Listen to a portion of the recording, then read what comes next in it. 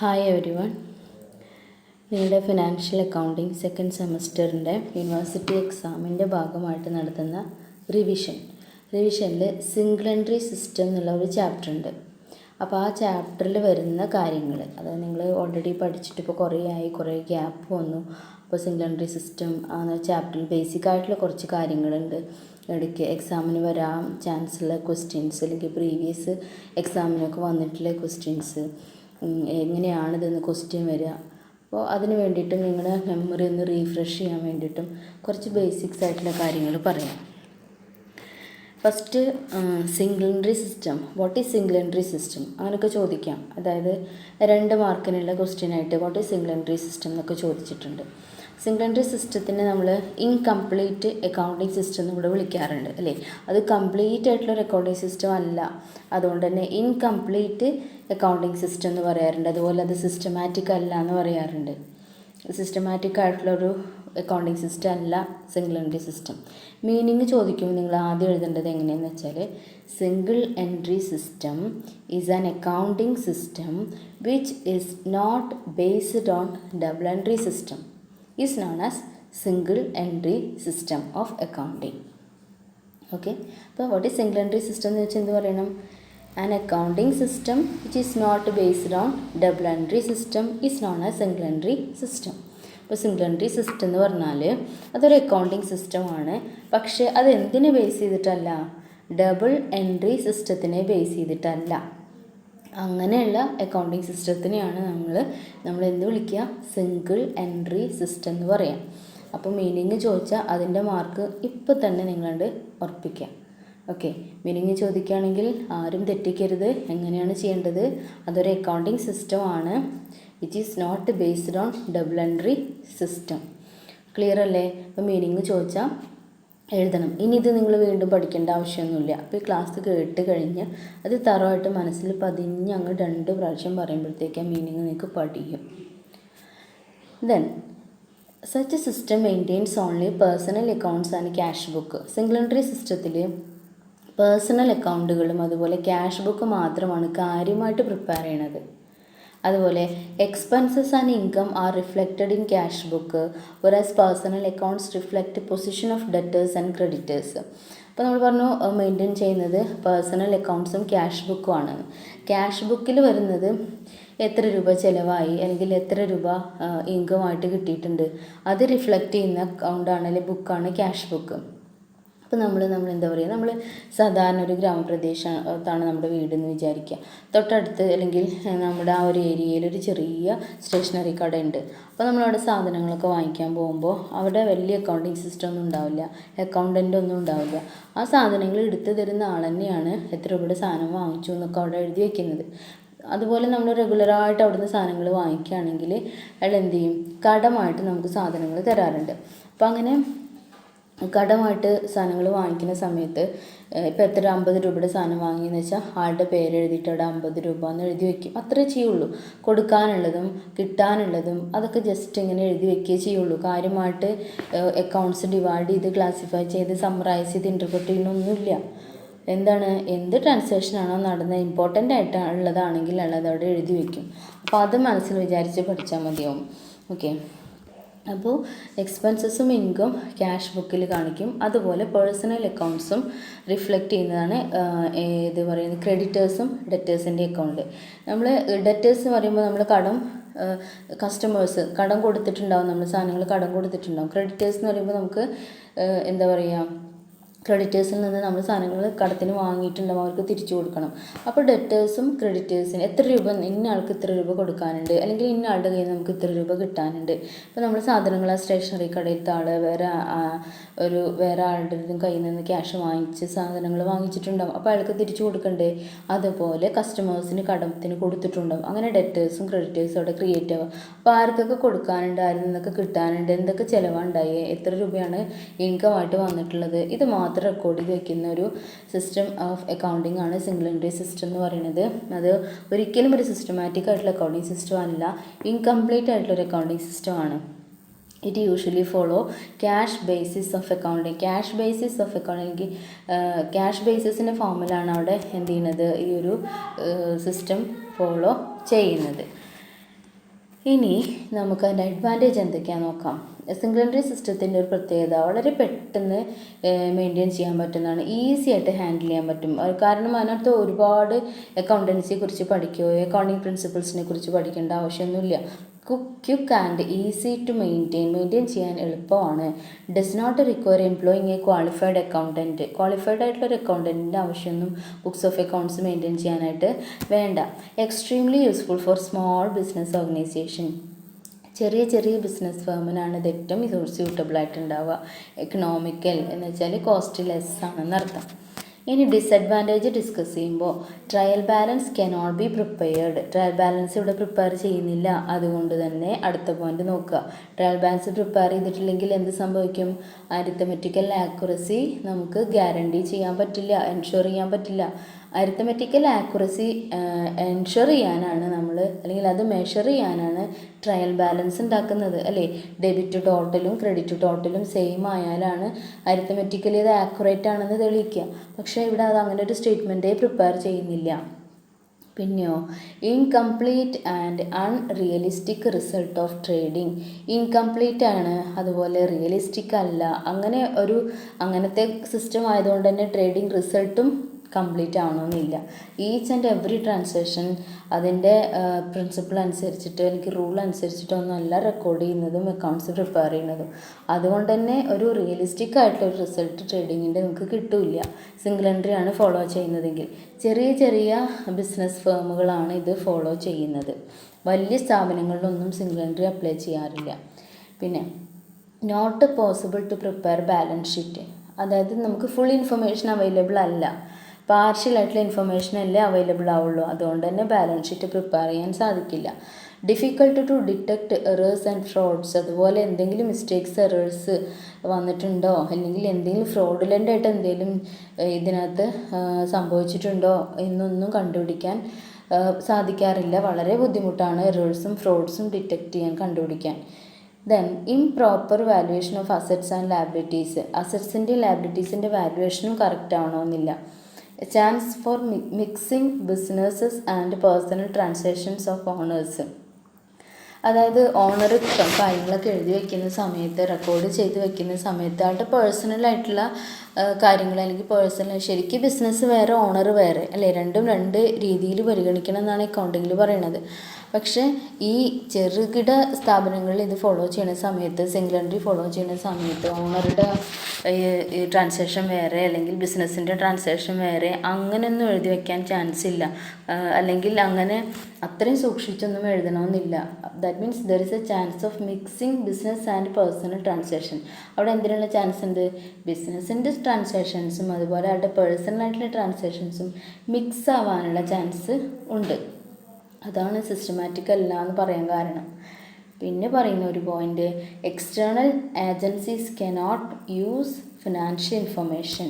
External agency cannot use financial information എന്ന് പറയുമ്പോൾ ഒരു എക്സ്റ്റേണൽ ഏജൻസി ഇങ്ങനെയുള്ള ഇൻഫർമേഷൻസ് അല്ലെങ്കിൽ എന്താ പറയുക, അത് ഇവാലുവേറ്റ് ചെയ്യാനോ അനലൈസ് ചെയ്യാനോ ഒന്നും എടുക്കില്ല. കാരണം ഇതൊരു സിസ്റ്റമാറ്റിക് ആയിട്ടുള്ള അക്കൗണ്ടിങ് പ്രൊസീജിയർ അല്ല ഇതിനകത്ത് ഫോളോ ചെയ്യുന്നത്. അതുകൊണ്ട് തന്നെ ഇതൊരു ഫിനാൻഷ്യൽ ഇൻഫർമേഷൻ ആയിട്ടൊന്നും എക്സ്റ്റേണൽ ഏജൻസി ഇതിനെ കൺസിഡർ ചെയ്യുന്നേ ഇല്ല, ഉപയോഗിക്കുന്നേ ഇല്ല. അപ്പോൾ ഫിനാൻഷ്യൽ ഇൻഫർമേഷനായിട്ടൊന്നും ഇതിനെ പുറത്തൊരാൾ അംഗീകരിക്കില്ല എന്നർത്ഥം. കാരണം സിസ്റ്റമാറ്റിക് അല്ലാതെ ചെയ്യുന്ന കാര്യം ആയതുകൊണ്ട് തന്നെ. ഇത്രയാണ് ഡിസഡ്വാൻറ്റേജസിൽ പറയുന്നത്.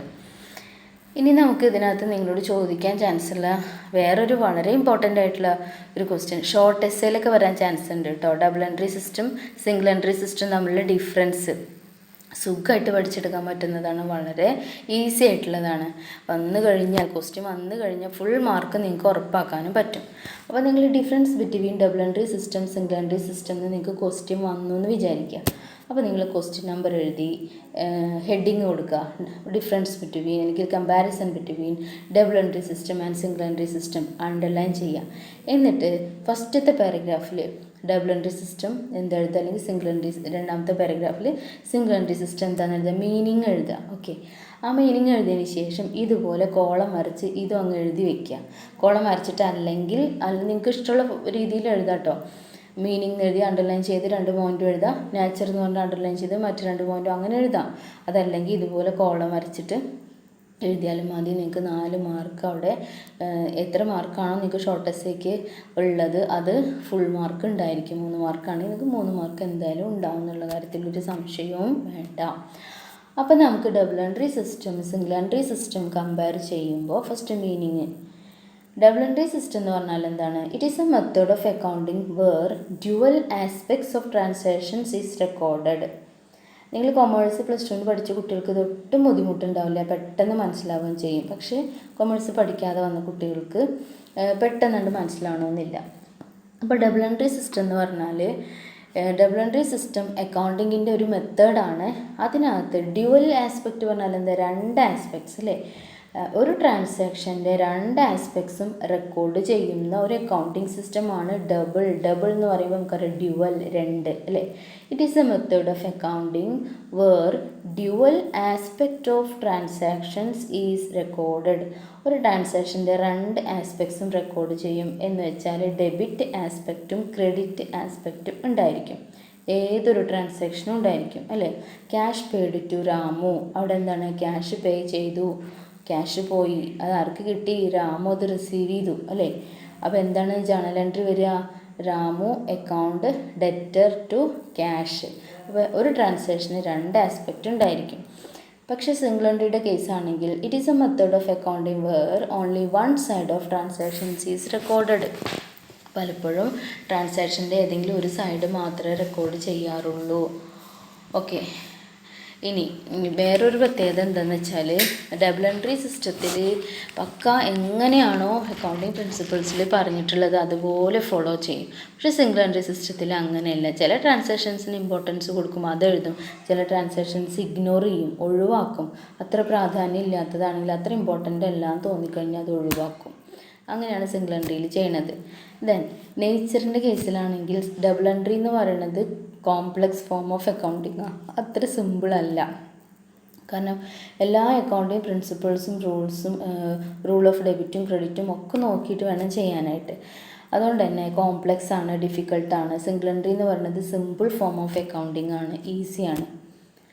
ആക്യുറസിയുടെ കേസിലാണെങ്കിൽ double entry system provide more accurate financial result.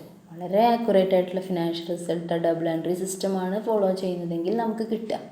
പക്ഷെ അങ്ങനെയാണോ സിംഗിൾ എൻട്രിയിൽ? അല്ല, പാർഷ്യലായിട്ടുള്ള ഇൻഫർമേഷനേ ഉള്ളൂ, പാർഷ്യലായിട്ട് നമ്മൾ കാര്യങ്ങളൊക്കെ ചെയ്യുന്നുള്ളൂ. അതുകൊണ്ട് തന്നെ it record only 1 side of transaction hence less accuracy. അതുകൊണ്ട് തന്നെ ആക്യുറസി കുറവായിരിക്കും. Then scale of business preferable for large scale ബിസിനസ്സിന് ലാർജ് സ്കെയിൽ ബിസിനസ്സാണ് ഡബിൾ എൻട്രി സിസ്റ്റം ഫോളോ ചെയ്യുന്നതെങ്കിൽ ചെറിയ ബിസിനസ് സ്ഥാപനങ്ങളാണ് സിംഗിൾ എൻട്രി സിസ്റ്റം ഫോളോ ചെയ്യുക. സ്മോൾ ബിസിനസ്സസ് ആണ്. ഓക്കെ ആണല്ലോ. ലെവൽ ഓഫ് കംപ്ലീഷൻ എന്ന് വെച്ചാൽ കംപ്ലീഷൻ ലെവൽ എങ്ങനെയാണ്? ഡബിൾ എൻട്രി സിസ്റ്റം എന്ന് പറയുന്നത് കംപ്ലീറ്റ് ഫോം ഓഫ് അക്കൗണ്ടിങ് ആണ്. It is a systematic.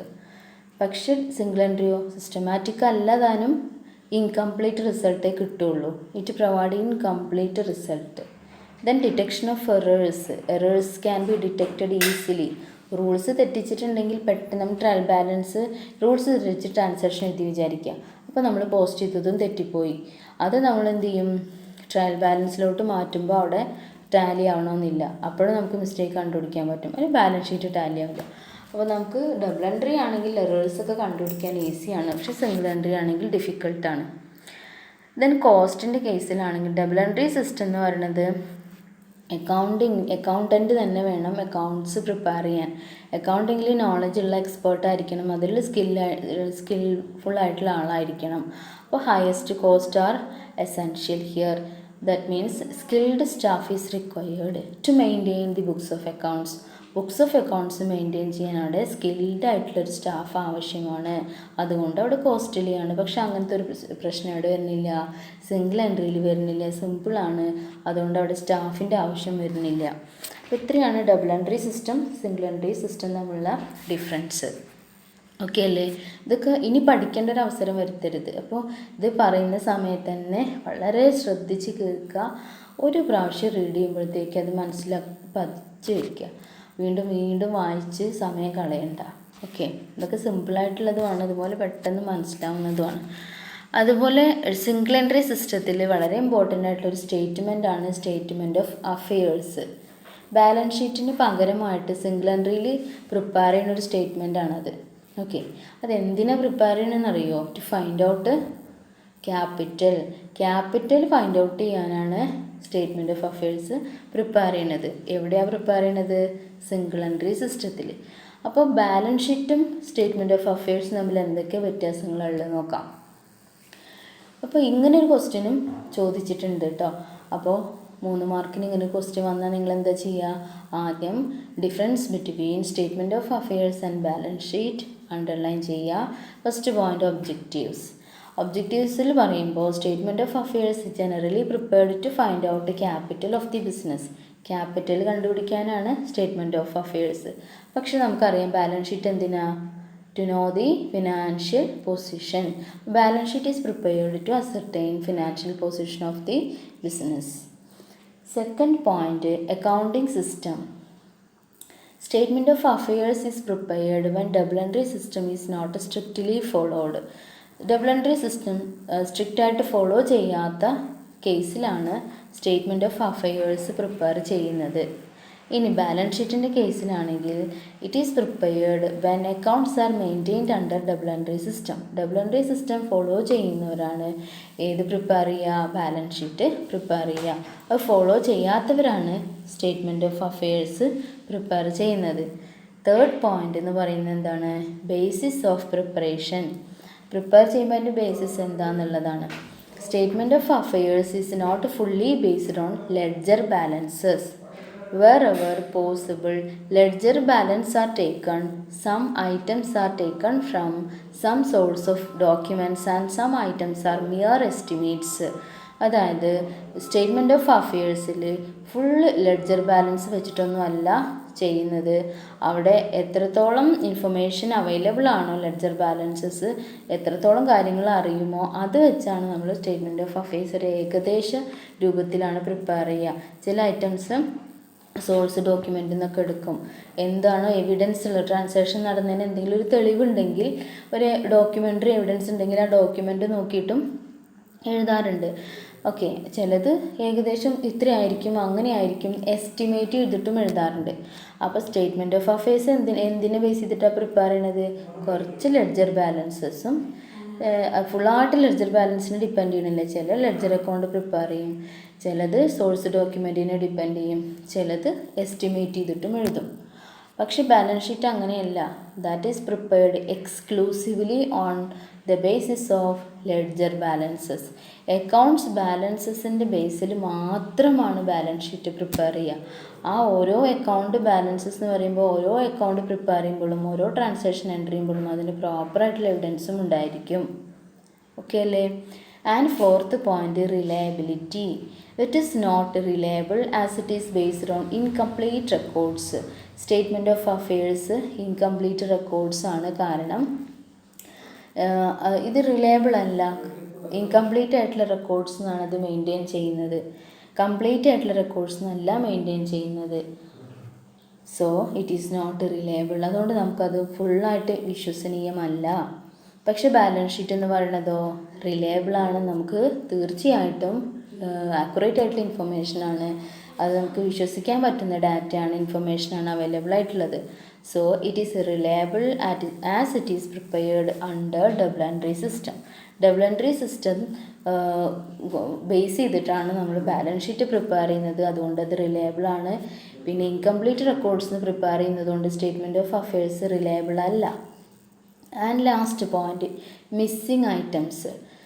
It is difficult to trace the items omitted as a complete records are not maintained. Complete records maintain ചെയ്യുന്നില്ലെങ്കിൽ, ഏതെങ്കിലും ഒരു item missing ആണെങ്കിൽ അത് trace ചെയ്യുക, അത് കണ്ടുപിടിക്കുക എന്നുള്ളത് വളരെ ഡിഫിക്കൽട്ടാണ്. ബാലൻസ് ഷീറ്റിൻ്റെ കേസിലാണെങ്കിലോ both aspects of all the transactions are duly recorded. Items omitted can be traced easily. Full accounting ട്രാൻസാക്ഷൻസും റെക്കോർഡ് ചെയ്യുന്നത് ഡബിൾ എൻട്രി സിസ്റ്റം ബേസിലാണ്. അതുകൊണ്ട് തന്നെ ഏതെങ്കിലും ഒരു ഐറ്റം മിസ്സിങ് ആണെങ്കിൽ അത് ട്രേസ് ചെയ്യാൻ ഈസിയാണ് ബാലൻസ് ഷീറ്റിൻ്റെ കേസിൽ. ഓക്കെ അല്ലേ?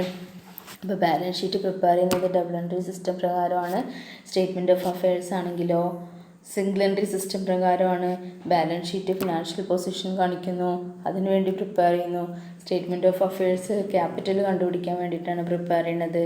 Statement of affairs statement of അഫയേഴ്സിൽ ഡബിൾ എൻട്രി സ്ട്രിക്റ്റ് ആയിട്ടൊന്നും ഫോളോ ചെയ്യണില്ല. അവൈലബിൾ ആയിട്ടുള്ള ലെഡ്ജർ ബാലൻസസും അവൈലബിൾ ആയിട്ടുള്ള ഡോക്യുമെൻറ്റും കുറേയൊക്കെ എസ്റ്റിമേറ്റ് ചെയ്തിട്ടുമാണ് പ്രിപ്പയർ ചെയ്യുന്നത്. ബാലൻസ് ഷീറ്റ് എന്ന് പറയുന്നത് എക്സാക്റ്റ് ആയിട്ട് ലെഡ്ജർ അക്കൗണ്ട് ബേസിലാണ് പ്രിപ്പയർ ചെയ്യുന്നത്. അതുകൊണ്ട് തന്നെ ബാലൻസ് ഷീറ്റിനെ നമുക്ക് വിശ്വസിക്കാം, പക്ഷേ സ്റ്റേറ്റ്മെൻറ്റ് ഓഫ് അഫയേഴ്സ് റിലയബിൾ അല്ല.